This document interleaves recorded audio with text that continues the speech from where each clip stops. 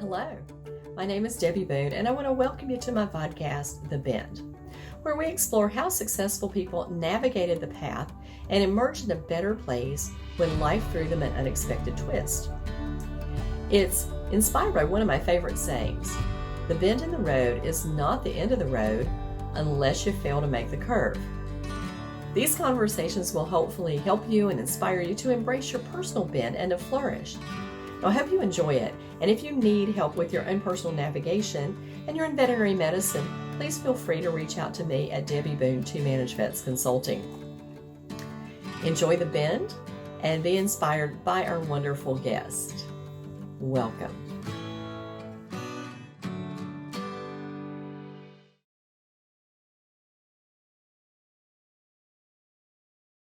Hello, everyone, and welcome to The Bend, a podcast about resilience and how we navigate the curves that life throws us.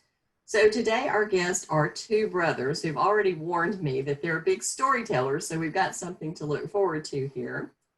First, we have Stephen Shirley, and Stephen works at his brother and sister-in-law's practice, Family Pet Health, and he started that in January of 2019 to help out his brother with some marketing communication projects. And then he says, surprisingly, nearly everyone who knew them as kids, they're still going strong more than a year and a half later as they explore the opportunities to spread the family pet story to the greater Murfreesboro community. Stephen is working on a master's degree in communications and uses his experiences at Family Pet Health for his assignments. I bet that's true. One fun fact about Stephen is he loves to sing along to boy bands while giving his dog a bath in the clinic on his days off. We might have to get you to debut a little song for us, Stephen. Now, for the other brother, Michael, is a lifelong resident of Rutherford County. Both of them grew up working in their family's grocery store, Frank's IGA. This is something we have in common because I grew up in my family's restaurant business. So we all had parents who believe in child labor. Let's put it that way. Yes. Yeah. He went to Oakland High School. He went to Middle Tennessee State University, where he has the same degree that I do, that BS in animal science. Worked for 2 years for County Paws as an animal control officer. I bet you've got some stories to tell about that. And then he did a public outreach and education program for pet owners in the community. I did something similar to that too. We are just like, That's right. yeah, parallel. Here we go. Okay. He was the county's livestock agent, worked in the 4-H livestock program, and then he went to be a teacher for agriculture at Riverdale High School. And while he was at Riverdale, he taught classes in the veterinary science pathway and agricultural engineering pathway. He's married to his veterinary wife, Dr. Amy Shirley, and they live on a farm just a few miles from their practice, Family Pet Health, excuse me. Let me get the name right because it's all about the branding, as you can see from Stephen's background. Interesting fact about Michael is that he served as the MTSU mascot, Lightning, for 2 years, and he is in the middle of a campaign for local political office. Now, our podcast got pushed a little bit because Michael had a little accident and broke his ankle, foot, my fibula right above the ankle. Yep. Right above the ankle. And so we had to put off our interview a little bit as he healed up. How's the ankle going?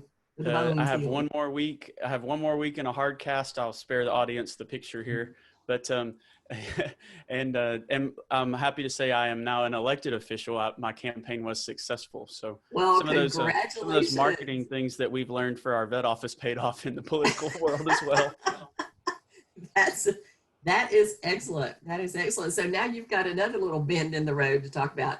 You know, I think it's important that people, especially younger people, are involved in political office, but looking at the media storm that often accompanies that, I think that you have to have a firm spine and a lot of resilience and thick skin in order to be a public official. So good for you, maybe.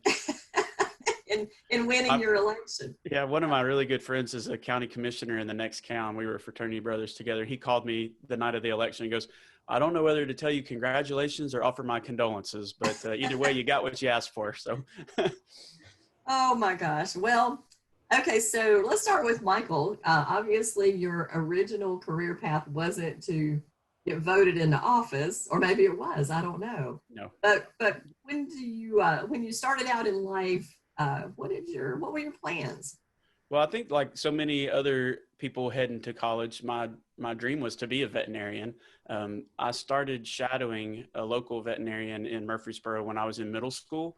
He opened up his doors, and I would go every Wednesday before church and hang out with him after school. He's a super nice guy, Dr. Harris. He actually performed my wedding with Dr. Shirley. When the moment I turned 18, I started working for him. And then my dad had an accident at our store and broke his back. He slipped in the back. And Stephen, I think, had already gone to college then. And my mom said, look, we need you to come back to the grocery store. So I left Dr. Harris's office and went back to the family business and was a night manager. But they hired Dr. Shirley. Back then she was just Amy. And they hired her to replace me. And so I would take my dog, Tadpole, who's here on our logo.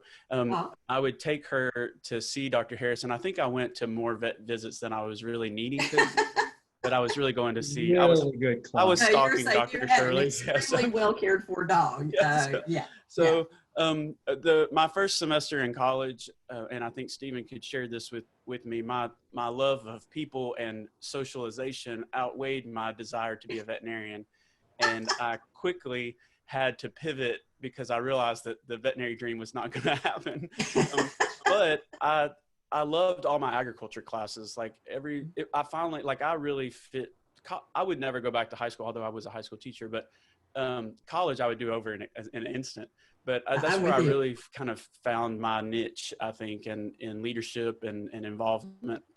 And so I stayed in agriculture, majored in animal science. And then Dr. Shirley and I really didn't start really dating until she moved off to vet school to begin at University of Tennessee. Mm-hmm. So she, while she was in vet school, I finished up, and then I got a job in Murfreesboro as an animal control officer for 2 years while I was waiting for her to finish veterinary school. And then when she graduated, she moved back to Murfreesboro. We got married 2 weeks after graduation. And of course you did. Yep. That's and then what veterinarians do. Yeah. That's right. So she was able to find a job in Murfreesboro. And so when she did that, then I knew this is where I was going to need to find a job as well. And so I left animal control, packed everything up in a box, and walked across the street to begin a career in the university extension service. And I was hired as a 4-H agent. And I did that for 8 years. And then one day I was down at a hog show in Perry, Georgia with my son, and the phone rang, and it was our local high school principal. And he said, where are you? I said, I'm at a hog show. He goes, that's why I'm calling you. I need you to come be our ag teacher. So I left extension and went to work at the high school. And I did that for 5 years. During that time, Dr. Shirley left her practice that she had been at for 10 years. It was the place that she started working a month after graduation. And about 10 years in, she finally came home one day, and we had a talk, and she decided to leave. And so she had a 2-year non-compete.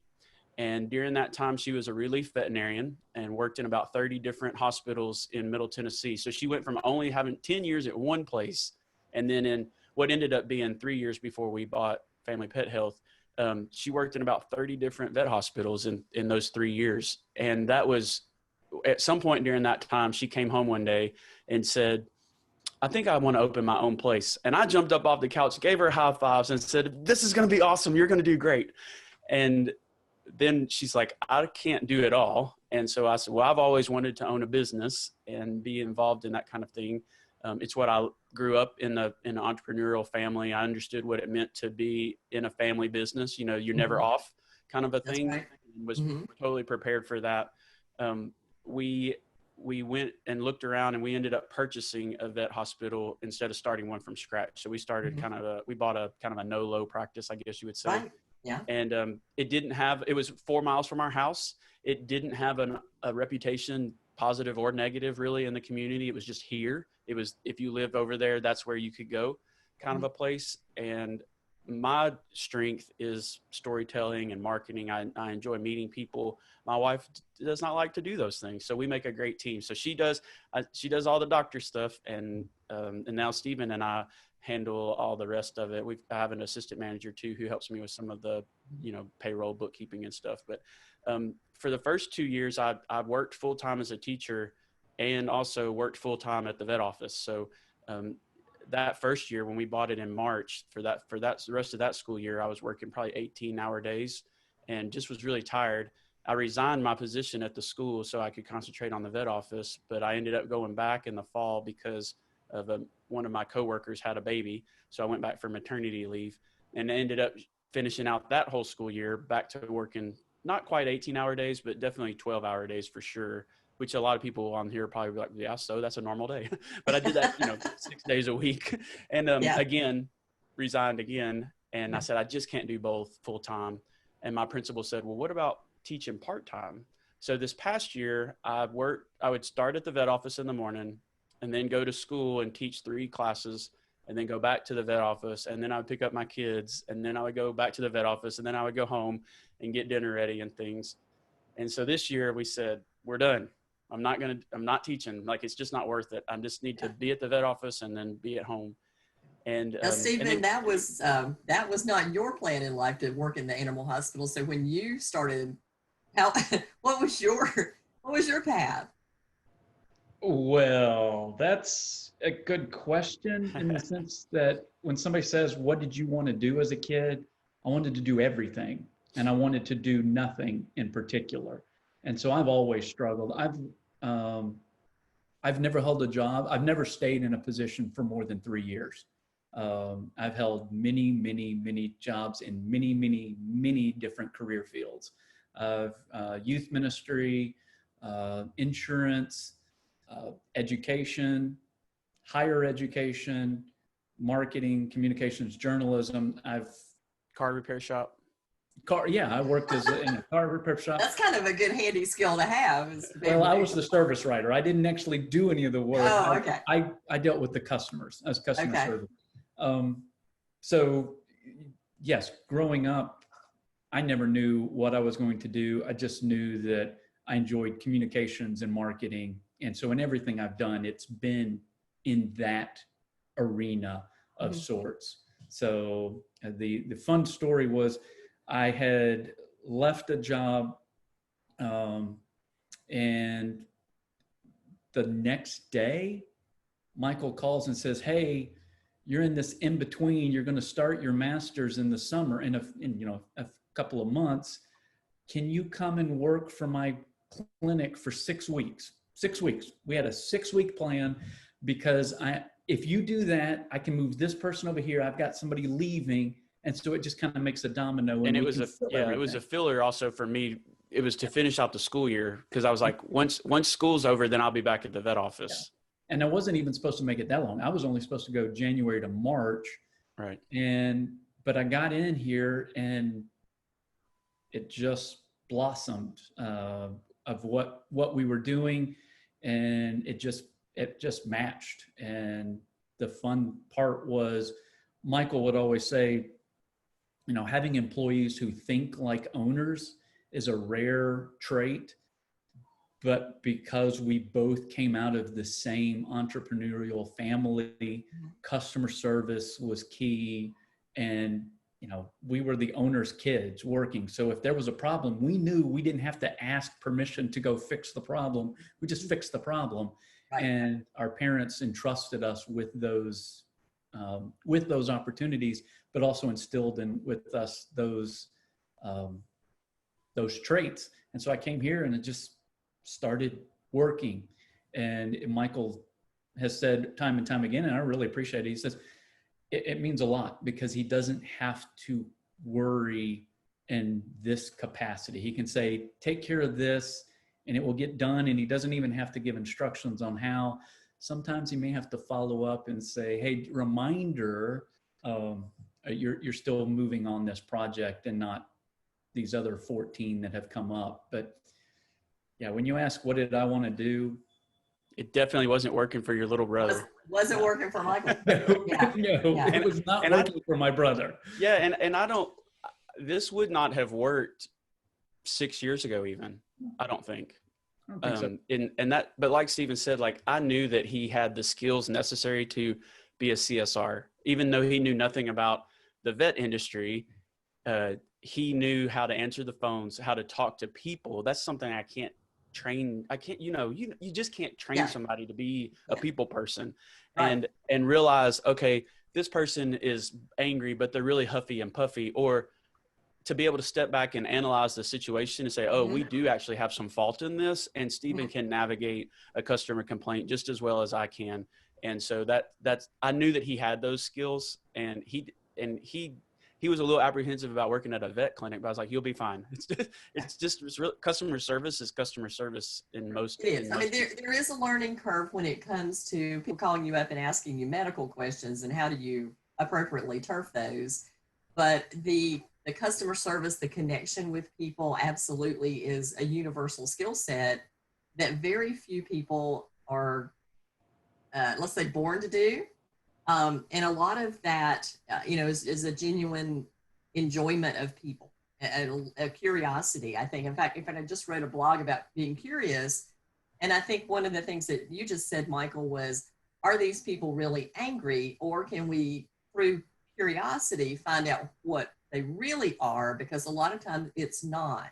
They're afraid or disrespected. And we do sometimes have fault in that, because we have inadvertently treated them in a disrespectful manner, and that we need to solve that. But one of the other things that you guys brought up is that thinking like an owner. And, I grew up like you guys. If you're the boss's kid, it automatically kind of puts you into this position of leadership even as a child, where by default, you can go and handle it. But if we're good leaders, we need to teach that mentality to all of our staff. So how are you guys kind of working with your team to give them ownership of their job and letting them, delegating enough to say, handle it? I think the biggest thing for me is to know the dreams of each of our team members. Like, where do they want to go? That's a part of our interview process. And it's also a part of our regular, not just once a year at an employee evaluation anniversary date, but regularly checking in with each of my team members and saying, where are you headed? Like, how are you feeling? How do you like working here? If a job opened up doing the same thing closer to your house and paid you more money, would you take it? And if they say yes, then that tells me that I've got to work on a few things for the office, right? So I want them to say, no, I love this place. This place means more to me than just convenience or money. Right. But they also have to feel like we care about them and want to help them. So we try to pay as best we can, and we try to be flexible with scheduling and things like that. But the main thing that I do that I think, and it doesn't seem like it should be that unique, but is that I really check in with each of our people regularly to see where they're wanting to go, and then giving them jobs at Family Pet Health that will help them to achieve those goals. So I have a licensed technician. She wants to be a teacher one day at a tech school. So guess what? She's in charge of our training program. It's the trainer. Yeah. That's really easy. Yeah. Stephen enjoys writing. I know he enjoys writing and finding things out. And so I put him in charge of, hey, Stephen, I want you to figure out the best way for us to implement a wellness program here. That's all I have to tell him. And then I just, like he said, check in with him. But if I tell him step by step how to do something, that's not going to end well. It's not going to fly. Neither one of us is going to be happy. So independent thinkers. By the way, there's a book about that. You do know that, right? Wellness plans. Oh, yeah. No, I did not know that. I'll get with those on the back. Oh, good. Did you write the book? Yes, sir, I did. Yes, all right. Perfect. Yeah. Everything you need to know is in this book. Well, including training materials for that. Yes. I'll be following up offline to get that information. But yes, Michael there's a link in my email signature. Right. So Stephen, if you need that. But I noticed that Stephen, you wanted to add something to what Michael was saying there. Yeah, just kind of expanding every single person at the clinic has a special project responsibility, and they lead that effort. So maybe if it's Melissa, one of our veterinary assistants, one of the things that she's in charge of is putting together the puppy and kitten wellness plans. So when the first visit, we give them a puppy pack or a kitten pack that kind of spells out what they might expect as, what to expect when you're expecting for expecting couples with a child. This is what you can expect as a new pet owner, and that's her responsibility. And so she's expanded. One of the things is, hey, I don't like cutting these with scissors because they cut uneven. Can we get a paper cutter? Mm-hmm. Sure, just sure. And that's your request. Then we put that and ordered it and had it the next day, and she's excited. But every employee has a project that they lead and lead the team in educating within that realm. So everybody's got special ownership of something. So maybe they're not an owner as we think of the practice owner, but they've got ownership of projects within the practice. Yeah. The other thing that I think is important is creating a place of safety, like where they can make mistakes without fear of getting fired. And so behind Stephen, you'll see our mission statement is right there: responding to the needs of family pets in a positive environment. And then underneath that are our 3 core values: blessing, education, and growth, big. And I again, it's reiterating this at team meetings, is to say, look, if you have permission to fix a problem, if we've messed up, fix it, own it. Don't try to run from our mistakes, own our mistakes, be honest about it, be honest with the clients and say, we messed up and here's what we're going to do to fix it. And is that satisfactory to you? And so I give them freedom to do that. And I tell them, I may not agree with the way that you fixed it, and we'll talk about that. But as long as you've fixed it with those things in mind, our mission statement and our core values in mind, you're not going to be fired. And so that allows them the freedom to take care of problems when they see it, rather than going, I'm not the owner. I need to go check with Mr. Shirley. Well, let me go turf that up to the next layer of whoever. Yes. And I find that if you start out with a small client issue and then you put roadblocks up continuously for solutions, then every roadblock or every tier makes them a little more angry. And by the time they get to whatever level they are supposed to get to, they have blasted you on social media. They have told everybody they can think of within hearing, because what people are looking for is affirmation that they are correct whenever they have a complaint. And so usually they will get that affirmation because people want to, jump on the bandwagon. So fixing it and fixing it fast is the key to one of the successes of a business. Let's not let it go. Let's give our staff, that autonomy to make decisions. One of the things that you did say was, don't be afraid of making a mistake. And I find that is absolutely true, because you have a lot of managers who assume that their job is to micromanage every thing that their staff does. And in doing so, then they turn around and go, oh my God, I'm so busy. I don't have time to breathe. I don't go to lunch. I don't pee. I don't, I'm here late every night. And it's because you haven't given away jobs that you could give away. I have a lecture on delegation, and I talk about gathering things into a basket. And this is kind of how it goes as a manager, is that people bring things to you, and rather than saying, how would you handle that? We go, oh, I'll take care of it. Yeah, I'll take care of that. Yeah, give me that too. And then you look down and this basket is full and overflowing with stuff that you can't possibly get to. So looking at that thing and making 3 lists. The first list is, what can I give away right now that people can do? The second list is, what could I give away with a little training? And the third one is, I absolutely have to do these because there's confidentiality or strategic planning involved in it, and then I have to keep those. But then maybe one day some of those things come off my list too. because the true manager's job is to see that work gets done and not to do all the work. And that's a lesson that's hard to learn because we don't train managers. They're a good tech and we throw them into the position and say, oh, here, you do it. But these are all lessons that we've learned over, a life growing up in business where a lot of people don't have that kind of background that they grew up into that. So I love one the of the way hardest things for me to learn how to do was how to give it away and then follow up to make sure it's getting done. And that's something that I'm still learning how to do really well. So, but yeah, you're totally right in that I can't, nor do I have the desire to do everything. We want to create a business that works for us rather than us having to work for the business all the time and have it be all consuming. I already had a good job that I really liked. Yeah. I don't need to create something that's pays less and has more headaches. I already had a good job. So, business ownership has a lot of perks. It's given a family a lot of flexibility to respond to change. I'm actually right now, the kids are on break. I'm at home right now facilitating the distance learning for my 2 children, as well as 2 of the children from some of our team members. And so I gave up teaching, and I thought that this was going to be the first year that I wasn't teaching at all. And instead my classroom went from 25 to 4. So, yeah. Well, it's probably a more manageable group. Yeah. But my point is that if everything at the office depended on me being there, then I wouldn't be able to have done this.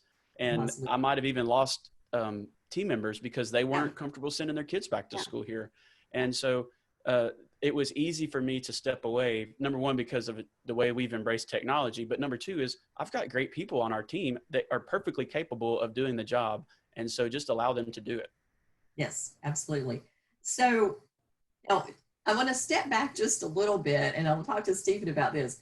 So when Michael asked you to leave what you were doing and come and work at the animal hospital, what was your thought process? Because sometimes making a change like that is a little scary. And one of the purposes of this podcast is to show people sort of a pathway to change, because I think we hear a lot about people who feel very stuck in their profession, or they're in a clinic and they're unhappy, but they're afraid to leave. And so you've got to, I want to kind of share with them the way to overcome that fear. How do you make that leap and move forward? So Stephen, what did you think about when you got ready to work for your little brother? Keep mentioning he's a little brother. Again, part of it I go back to, I've made lots of changes, career paths over time. So that not as big a deal. I have been fired. I have been laid off. I have suffered and some negative problems that were outside my control. This was a move that I made on my own. I had literally walked out of and turned in my resignation and walked out of a job. And that night Michael called, or that weekend Michael called and said, hey, can you pivot to this rather than this other thing that you were pursuing?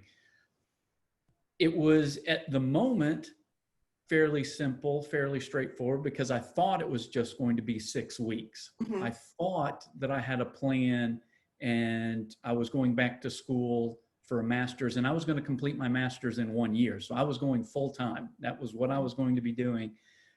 But this came along and I completed the 6 weeks, and we just never said when I was leaving, and I just never left. And embracing the opportunities, seeing the good and not the negative.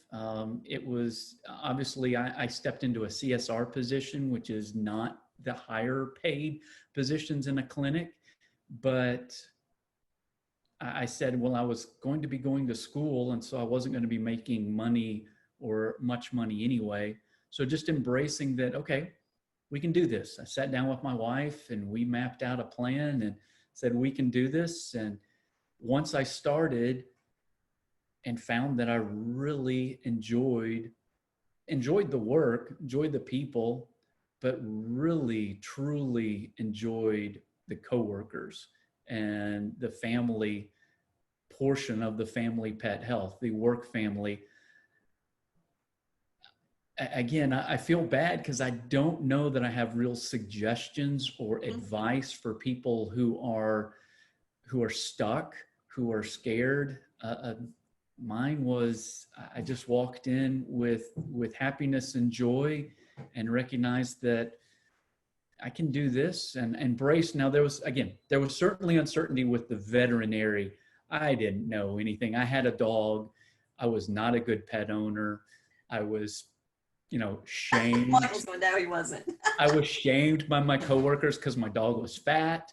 I didn't take good care. I fed her kibbles and bits. That was the food that she ate. Oh my gosh. I was not a good pet owner, but I came in and now I'm a great pet owner. I've spent $3,000 on my pets, and that's with employee discounts. So I'm a great pet owner now, but just embracing that there are doors of opportunity. And again, probably the biggest fear was I was going to work for my little brother, and we did not have a great relationship as children. And I mean, our parents, our aunts and uncles, our cousins, my friends, his friends all say, you two hated each other. And just fought incessantly and drove those around us insane. But we came here and it just works. And that was a fear. And so part of it, 6 weeks, I can commit to 6 weeks. I can avoid not hating your guts in 6 weeks and recognize that if it doesn't work, I can just leave in 6 weeks.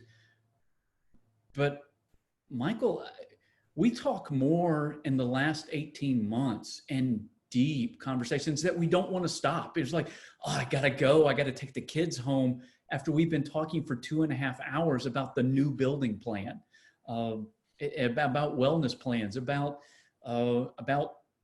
issues that Michael, it's just been an opportunity, and it's been great for our relationship. And I've loved every minute of it. And boy. So, I really like the way the story is going, because I think a lot of times we are concerned about taking an opportunity, and our first, because we're human, our first response is, well, it could fail. It could be a negative thing. It could be, I hate it there. It could be this, and this, as we tend to, it's the devil I know versus the devil I don't know. But almost every time we make these sort of dramatic life changes, we find out we're better off. And, I can look at my own self and say, kind of like Michael said, I went to college. I enjoyed college. I was a pretty good student, but not good enough to get in vet school, which was my goal too. But I have that animal science degree. And then I was working in the family restaurant. My husband and I decided to move. I went around and applied as receptionist to every hospital that would even take my application, and got into one, just a foot in the door. But then, that minimum wage job wasn't going to get it for me. And so then I left, and I managed a couple other retail places, and I ended up back at the hospital as the hospital administrator and stayed there for 19 years. So every time I made one of those changes, I learned something new. I'd worked in a retail fabric shop. Well, what did I learn? I learned advertising there, because you had to, I set up all the ads for the newspaper. I learned merchandising because we set up displays, and I taught classes there. So it was all about, a lot of creativity.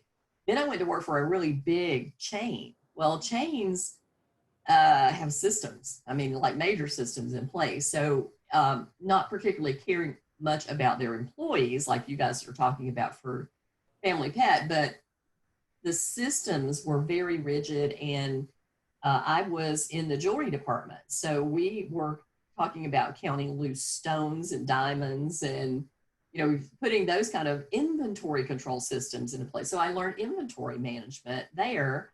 And then, so every single opportunity was something to learn and gather all that data and all that information, all those systems into my head. So when I went into the animal hospital, I brought hospitality industry, and I brought inventory control and merchandising. And these are things that veterinarians typically don't do.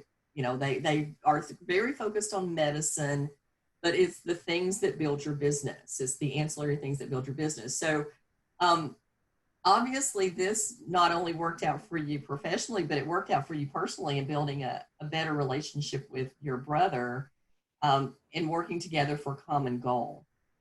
So Michael, you know, you and I've had a conversation before because you actually attended a class that I was teaching, and that's how we met. But we talked a little bit about the leap of faith that it takes to put all your eggs in one basket as a business owner. And so, you know, over the years, like I said, we all grew up in family businesses. And a lot of times my advice to veterinary couples is be very, very cautious, because it's all you talk about. You can't get away from it. And if it doesn't work out, then one of you's going to get screwed. And, and chances are it's not the veterinarian. So this is, again, a leap of faith for you when you were making that decision to say, okay, we're going to go all in here. I'm going to not have another outside source of income. What were your concerns? Well, I mean, the biggest concerns is that it would fail, right? I mean, like we already talked about. So the great thing about teaching is that we could have lived off of a teaching salary. And again, I like that job. I'm good at teaching. I enjoy it. So why leave? Well, because I felt that it was going to be better for our family overall for me to instead of being split. I wasn't teaching to my greatest potential, nor was I running a business to the greatest potential either, nor was I being a good parent or a husband to my greatest potential. I think you're always cheating on somebody, right? Like with your time. Mm-hmm. And so by cutting out the teaching and going all in on the vet office, that it was the right thing to do, but it wasn't the right thing to do at the very beginning. So you just have to continue. We have a good team of people that help us, lawyers, accountants, all those types of things. And the accountant, we finally looked at it and he says, well, you know, it could work if you make it work. And so when he finally says, okay, the money's there, that was one thing. And then, like you said, working with my spouse all the time is a whole nother thing. Now, my wife and I, there's no one, I cannot imagine being married to anybody else. I mean, we are polar opposites. Stephen can tell you, we are polar opposites in every area of our lives. Like every personality test we've ever taken, polar opposites. Our marriage counselor is like, I've never had anyone this opposite. Either it's going to be great or it's going to be a disaster. And we're like, oh, thanks. But I think awareness, being self-aware, makes it possible. Like we know how to deal with each other. And we know where my wife knows that it's not going to bother me to check in on me, make sure I'm doing the things that I'm supposed to be doing. Mm-hmm. I don't take it as that she's micromanaging me. She's just checking in. And we understand that about each other. And so that's what's made it possible. We do bring it home with us. I mean, it's kind of the only time we can talk is when it's at night, when the kids have gone to bed and we're not at the office. That's when we sit down and we do talk about the business. But we also can turn it off and say, okay, this weekend we are going away and we're not going to talk about family pet health. It will be there on Monday when we get back.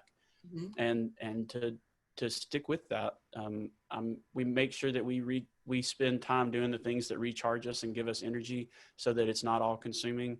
But it is something that you have to be aware of and make sure that you're checking in with your spouse, our partner, you know, regularly.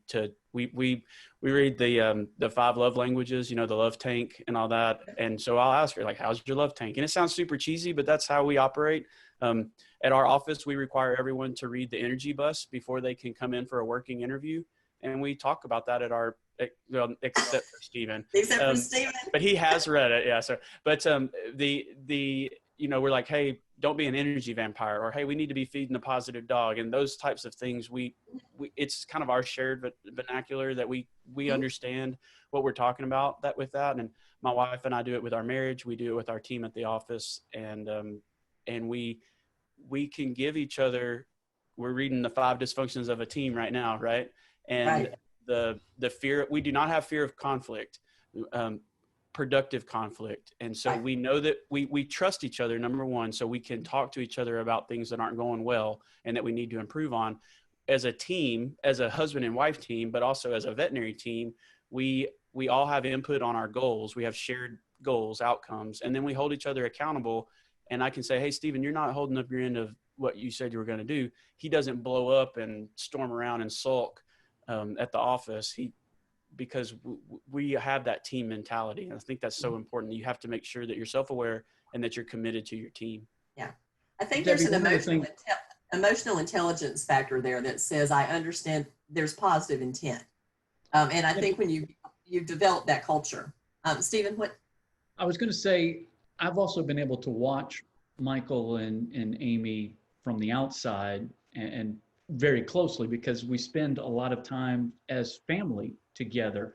I mean, my daughter and their daughter enjoy each other's company for the most part, and they get on each other's nerves after a while as cousins.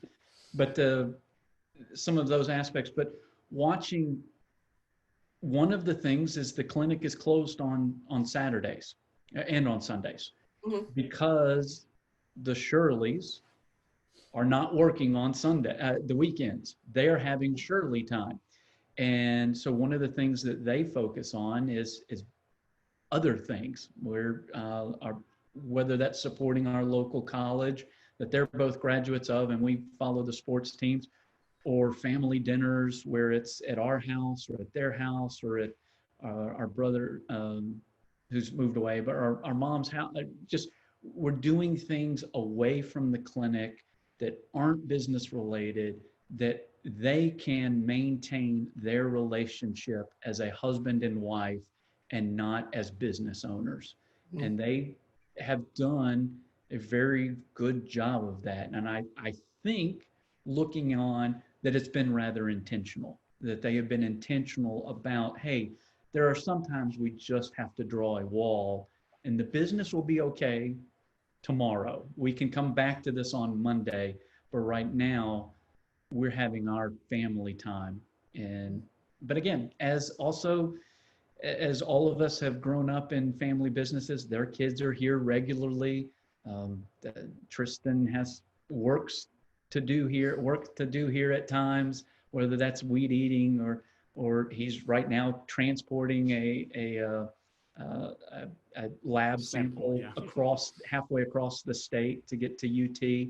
So they all recognize where the money comes from, but more important than any paycheck, more important than any business, is their family. And they have made that a priority from day one and every day since. Well, I have always told and I think for those of your viewers that are like on the fence about leaving, you are going to be okay. It is a job seeker's market. Okay. Yes, but I told my wife, I exactly. said, yes, let's leave that place you've been for 10 years that has safety, but leave for the potential of something better. And worst case scenario, when we bought this practice, like the worst case scenario is what? That it fails. Well, guess what? We can both go back and get other jobs. And somebody was, well, maybe that's easy for you. I'm not a veterinarian, or I'm not a teacher. Stephen's 46 years old. He think about it, still has a whole career ahead of him. Like, I know he's not going to stay with Family Pet Health forever, but I want rock stars to be on our team for as long as I can have them. And he still has a whole career ahead of him somewhere else. So when we talk about pivoting, a lifetime is, I mean, there's three full careers in your life that you could do. It's totally fine to take a little bit of risk, even if you're risk averse, and just know worst case scenario, we're going to be okay. There's plenty of jobs out there that you can do. And if you can manage or survive and thrive inside a vet office, you can be successful in any career, because the stress and the multitasking and the wide variety of jobs that we do from marketing to medical care, those traits are so marketable in any other career and industry. Yesterday, I had a call from a veterinarian who wants to sit for her CVPM, her Certified Veterinary Practice Manager. And I said, if you were going to study for your SPHR, then there's a very limited scope. You just study human resources and you study, labor laws. But for your CVPM, you are studying everything: inventory control and labor laws and marketing and, the social media. There's just so much that's involved in that. And it makes it much more difficult because it's not a laser focused job. It's a job that takes over a large scope of activities in most hospitals, especially a family privately owned hospital, because, as you get up into corporate, obviously there are people, there's people who do that. But even then, the manager has to have some knowledge of all those things. So it's an interesting job. And it's very much, I think, my mom used to tell me, if you learn how to wait on tables, you will always have a job. Now, I don't think she predicted a pandemic with, 68,000 restaurants closing, but it's true, and it's very similar to that CSR job. If you're good at customer service, if you can handle a lot of things going on, and you enjoy people, you can walk right into that CSR job. And the technicians, we have such a shortage of technicians and veterinarians. They absolutely could walk and find a job anywhere. And it's striking to me still how much anxiety that brings to people to think that they have to change a job, especially when it's a bad environment. Oh now, gosh, I can't. I read these message boards and I'm like, why are you still there? Why are you still there? Why are you still there? And we are not, going back to the energy bus, our bus is going we have our destination mapped out, right? Yeah. And we tell people, we are happy to pull the bus over and let you off. If this is not, if you have discovered that we are headed where you don't want to go, we will pull over and we will wave to you and drop you off at the next stop so you can still be friends, but we don't have to be here. And I was talking to somebody that was trying to sell me a phone system the other day, and I was telling them about how we kind of pivoted with curbside, and we started Zooming our appointments out to people as they waited in the car. And she's like, well, I've never heard of that. I was like, I've been telling everybody about it. Stephen and I wrote a step-by-step instructions on how to do it and emailed all the other vet clinics in town to let them know. And the lady couldn't believe that I did that. And I'm like, why do we have to be so competitive? Like, we're different. And we may have somebody, we have let people go, good people. We've let them go because they weren't the right fit for our team. And I'm like, here's a list of people you need to call because I think you're better aligned with their operation than ours. Yeah. And they called me back and said, thanks for that. Thanks for putting me on over here. I love it over here. I'm like, I thought you would. There are, like, as you go and interview, you should re-interview your own practice. Is this where I want to work? Like, ask your manager, like when you sit down and ask them some questions, where do you see, what opportunities are here for me to grow? And if they can't come up with any, then you need to go somewhere else. Yes. And as you go and look for other places to work, you need to be interviewing them as much as they're interviewing you, and make sure that you are going to a place that's going to help you get to your next level. Right. Well, you did when you've got your core values behind you, and something that I see, I think Stephen's moving over. I see that so many practices don't take that step. They don't delve into why they exist and what their core values are.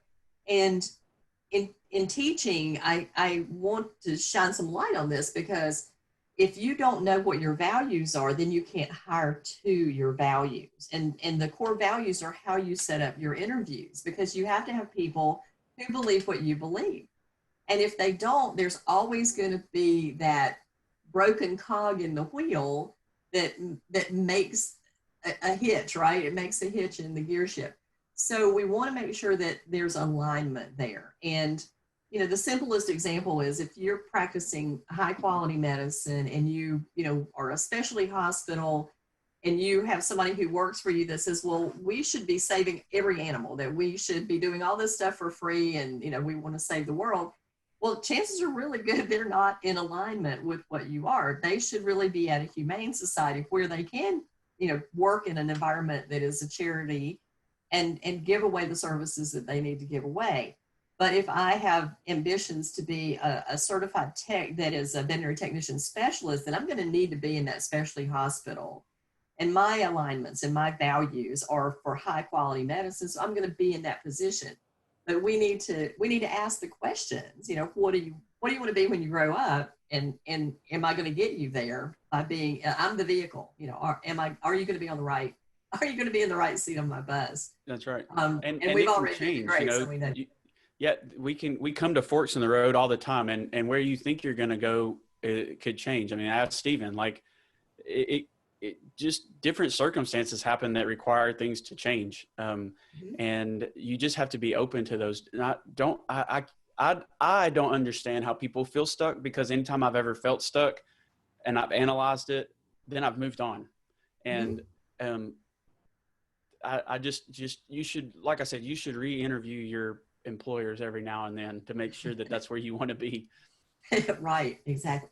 Well, there's something in, I guess, neuroscience psychology, and it's called learned helplessness. And it has a lot of similar to the effect of where battered women are constantly giving their batterers an excuse. And it's because their brain has become so fatigued from constant limbic stress that they can't see or think their way out of it. And until finally it's desperate, right? It's a desperate survival or die kind of situation. So I think that a lot of times we have veterinary team members who are in those toxic practices, who have every single day been abused verbally or denigrated or bullied, or somehow, that to the point where they are in such a state of constant fear and anxiety that the smart part of their brain never gets the opportunity to say, well, logically, I could walk out the door. Logically, I don't have to deal with this. And it's very difficult to show people that they really need to step back, because that limbic system is constantly overwhelming that freeze, flee, or fight response. And mostly it's just freeze. That first response is freeze. You mentioned a little bit about understanding, how people think, and that you and your wife are polar opposites. And one of the things I've always done in teaching communication is talking about DISC personality profile. And it's been fun because there are clinics who embrace it, and they will, of course, when we were teaching the Patterson classes, we called them, the drivers were border collies, the high eyes were golden retrievers, the German shepherds were the C's for compliance, and then the Labradors were the S's for steadiness. And so people would develop this language internally in their hospital when somebody would just bark out an order, and they go, no, don't take it wrong, I'm a border collie. And everybody go, yeah, we know. And so there would be forgiveness there, because they would understand that personality style. And I think those are illuminating things to do in teams, so that people do understand not everybody communicates the way that you want to communicate. And what is the story we're telling ourselves? Is the story true or not? I had an interesting call with my mom yesterday, and I hadn't talked to her in a while. My niece had come down, and my mom's 87. And I said, well, you really can pick up the phone and call me. No, I don't want to bother you. And of course, there's a little guilt thrown into this too, because I don't want to bother you. And I said, you're not bothering me. If I can't talk to you, I won't answer the phone, but I own my own business. I can do what I want to do. No, it's too much trouble. I'm bothering you. And I went, Mama, that's the story you are telling yourself. Mm-hmm. It is not a true story, but it is one you have told yourself. And she just kind of stopped and went, well, I guess I could call you. I went, well, yeah, I guess you could. Doesn't always have to be me. So what is the story we're telling ourselves so many times? And sometimes that story is, I'm stuck. I can't do anything else. I'm in the middle of a pandemic, things, I can't change jobs. Yeah, you can. Yeah, you can. There's job opportunities out there for people who have great work ethics, who want to work, who have good people skills. I know that businesses like Family Pet Health would embrace having those people come to work for them. And there's so many opportunities out there.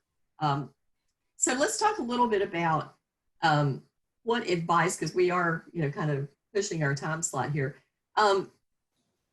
What advice would you give to someone who is making this big career change decision, as to how you're going to move forward, or how do you just take that breath and push through that fear? So Stephen, let me start with you, because you said you changed jobs and moved through a lot of different things. Right. I think one of the key things for me has always been to find something about which I'm passionate and pursuing that passion. Because if you're passionate about it, if you enjoy it, what's the phrase, if you find a job you love, you won't ever work a day in your life. That's kind of where I am at the moment, and recognizing that I could make far, far more elsewhere. I've made far, far more elsewhere, but sometimes that's required sacrifices, and sacrifices that I didn't want to make. And here they, Michael and Amy live 4 miles that way. I live 2 miles that way. And I can be at work in just about under 5 minutes. And so when I leave work, I'm able to be home and be present with my family. So weighing those intangibles, but in the context of my passion and just my enjoyment, I can imagine staying at a job. I haven't stayed at a job that I didn't like. And it was like the moment it starts not being enjoyable or fun or something that I've got to go to work, then I went and found something else.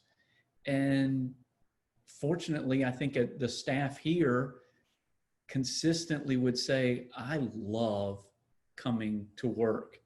And this is the first place I've ever worked where I've gone out after work with my coworkers.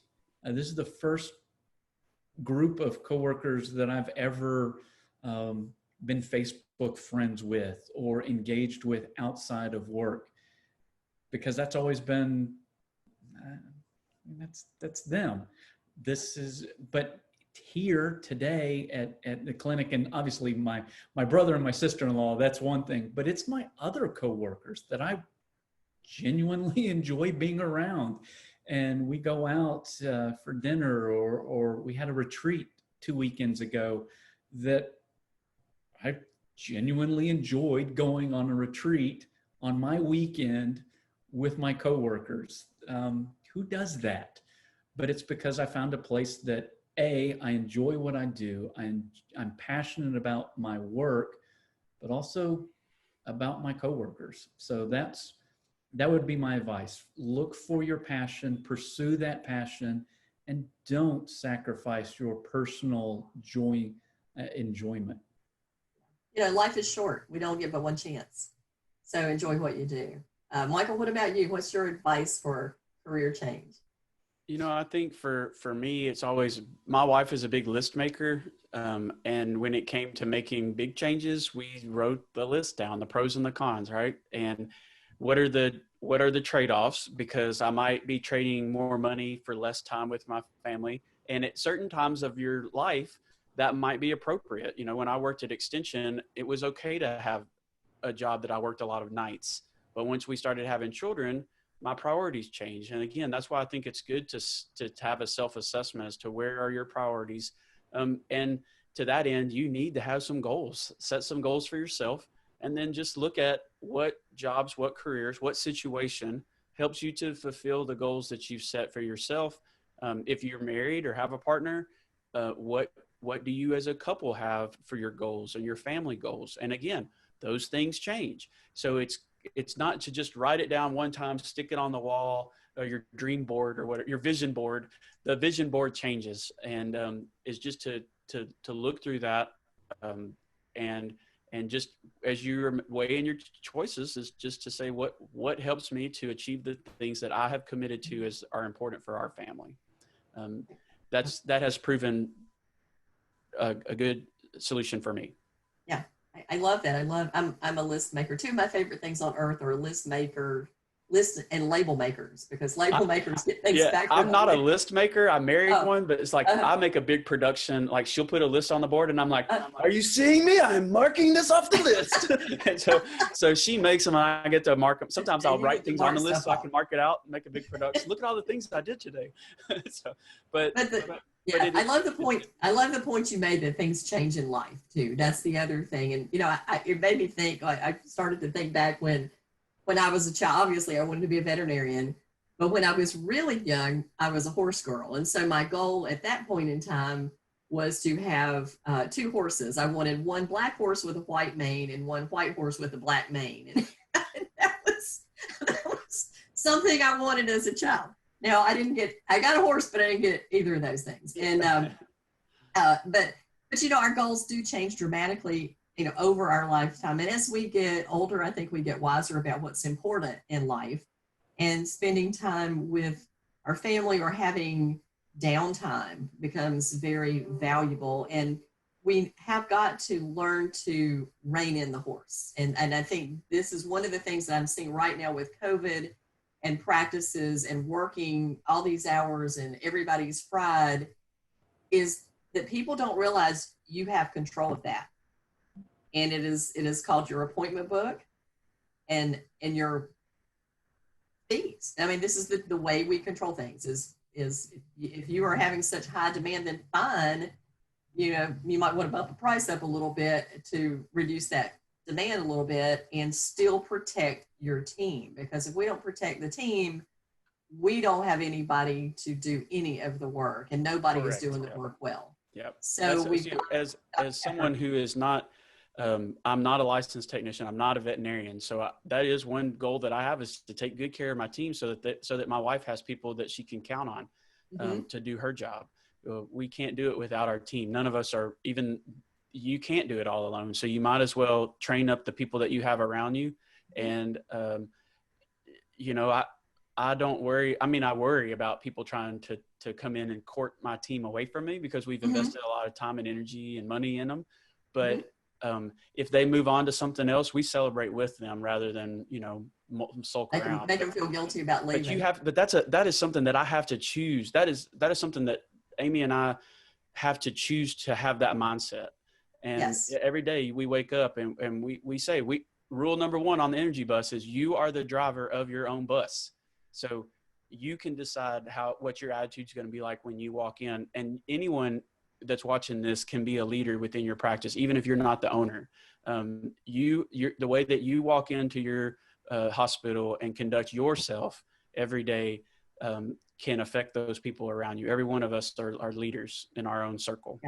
Yeah, it's all about the energy. I think that to our core, humans are energy, and the energy that you put out is the energy you get back. And Stephen, working the front desk, I know that's true, because it's how you present yourself as being helpful and willing and a good listener to that customer who's standing in front of you, as opposed to putting out an energy that says they're a bother to you and you have better things to do. And immediately that's going to change their attitude to one of confrontation and conflict rather than one of collaboration, which is our goal, is to collaborate with our clients to give their pets good pet care. Well, guys, this has been fun, and I knew it would be. So thank you very much for your time and for such good information out there for veterinary hospitals. I will share this with you because I haven't told Michael. He asked me to run a SurveyMonkey survey for his staff, and we asked several simple questions, and the most prominent ones were, do you want to stay working for this hospital? And I'm happy to tell you that all of your staff loves working for your practice, and all of them feel like they absolutely can come to you or any member of management with a problem or a concern and have an open dialogue. So those are the 2 key things that I thought were very important to share with you, is you've developed the culture that you want, and your staff is embracing the culture that you have. So very, very good job. You are a role model that I wish I could sprinkle on the rest of veterinary medicine, because we are, I just want people to know that veterinary medicine can be fun.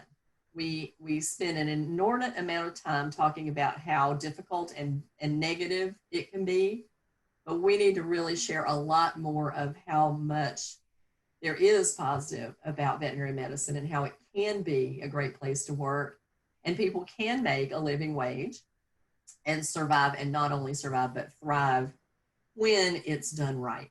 So sounds like you guys are doing it right. Well, thank you very much. And I appreciate your, I haven't got to hear a lot of your talks in person, but the ones that I have, I've really enjoyed. And I look forward to catching up on the vodcast for the past episodes. And we're just really thankful for the invitation to join you. And I hope that we've succeeded in bringing some value to your viewers.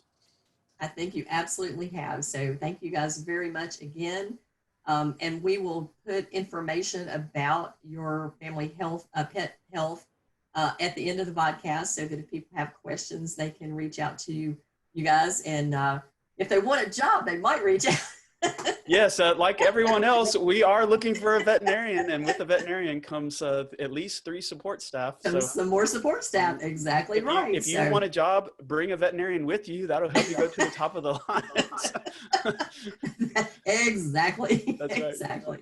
All right. Thank you guys again so much for being on The Bend. Thank you, Deb.